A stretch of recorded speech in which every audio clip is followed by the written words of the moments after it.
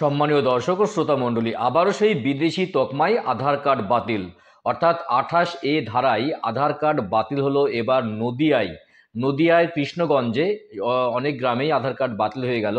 তো সমস্ত কিছু বন্ধ হয়ে গেল, কারণ আধার কার্ড বাতিল মানেই ব্যাংক বন্ধ, রেশন কার্ড বন্ধ, সমস্ত কিছু বন্ধ। কান্নার রোল নদিয়ার কৃষ্ণগঞ্জের গ্রামে গ্রামে। তারা বুঝে উঠতে পারছেন না ঠিক কী কারণে আধার কার্ড বাতিল করা হলো। এ ব্যাপারে বিস্তারিত জানতে এখনই চোখ রাখবো নিউজ18 বাংলার পর্দায়।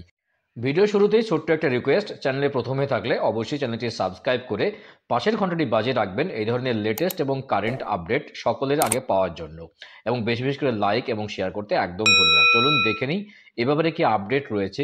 কৃষ্ণগঞ্জে বেশ কয়েকজনের আধার কার্ড বাতিল হয়ে গেল এবং সেই একই ধারা অর্থাৎ 28 মানে বিদেশি তকমায় আধার কার্ড বাতিল করে দেওয়া হলো। স্বাভাবিকভাবেই যাদের আধার কার্ড বাতিল করা হয়েছে তারা যথেষ্ট আতঙ্কে রয়েছে, তারা এই মুহূর্তে বুঝে উঠতে পারছে না যে কি করবেন। আমাদের প্রতিনিধি রঞ্জিত আমাদের সঙ্গে রয়েছে।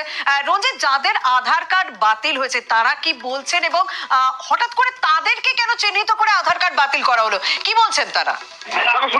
জানি না কি নদিয়ার কৃষ্ণ রঞ্জিত, তোমার কথা স্পষ্ট শোনা যাচ্ছে না।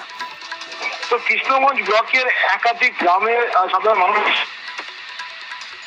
না শোনা যাচ্ছে না, আমরা আবারও যোগাযোগ করব। এবং কৃষ্ণগঞ্জ ব্লক, নদিয়ার যে কৃষ্ণগঞ্জ ব্লক, স্বাভাবিকভাবে যাদের আধার কার্ড বাতিল করা হয়েছে সেই 28A ধারায় মানে বিদেশি তকমায় যাদের আধার কার্ড বাতিল করা হয়েছে তারা যথেষ্ট ভয়ে রয়েছেন, তারা যথেষ্ট আতঙ্কে রয়েছেন। তারা কি বলছেন একবার শোনা যাক।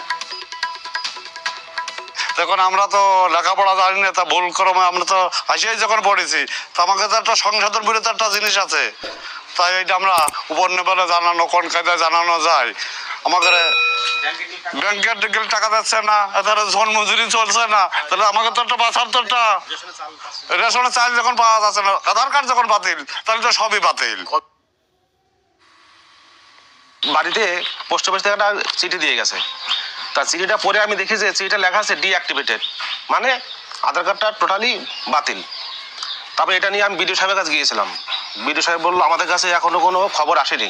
আধার কার্ড বাতিল মানে কি, ব্যাংকে গিয়ে সেখানে আধার কার্ড পুরো স্টপ, রেশনে মাল পাবে না। হ্যাঁ, এরা খুব আতঙ্কগ্রস্ত হয়ে আছে, বুঝলেন। কেন বাতিল করলো তার উপযুক্ত জবাব অবশ্যই দিতে হবে সরকারকে। আমরা আধার কার্ড বাতিল নিয়ে যারা আধার কার্ড বাতিল হয়েছে তাদের বক্তব্য তো শুনলাম। স্বাভাবিকভাবে তারা ভয় রয়েছে, কারণ এই আধার কার্ডের সঙ্গে তো এখন সবকিছু লিঙ্ক, ব্যাংকের লিঙ্ক রয়েছে, ব্যাংকের বইয়ের, প্যান কার্ডের লিঙ্ক রয়েছে, এমনকি রেশন কার্ডের লিঙ্ক রয়েছে। তাই সব দিক থেকেই তারা সমস্যায় পড়তে চলেছেন, সেই আশঙ্কার কথা প্রকাশ করছেন। কিন্তু তৃণমূল কংগ্রেসের প্রতিনিধি তিনি কি বলছেন, তিনি বলছেন যে না, রাজ্য সরকার তারা যথেষ্ট ব্যবস্থা নেবে এবং তারা কোনো রকম পরিষেবা পাবে না এটা যেন না হয়, কারণ মুখ্যমন্ত্রী মমতা বন্দ্যোপাধ্যায় ব্যবস্থা নেওয়ার কথা বলেছেন। কি বলছেন তৃণমূলের প্রতিনিধি, শুনবো। ভয়াবহ একটা পরিস্থিতি নিঃসন্দেহে বলা যায়।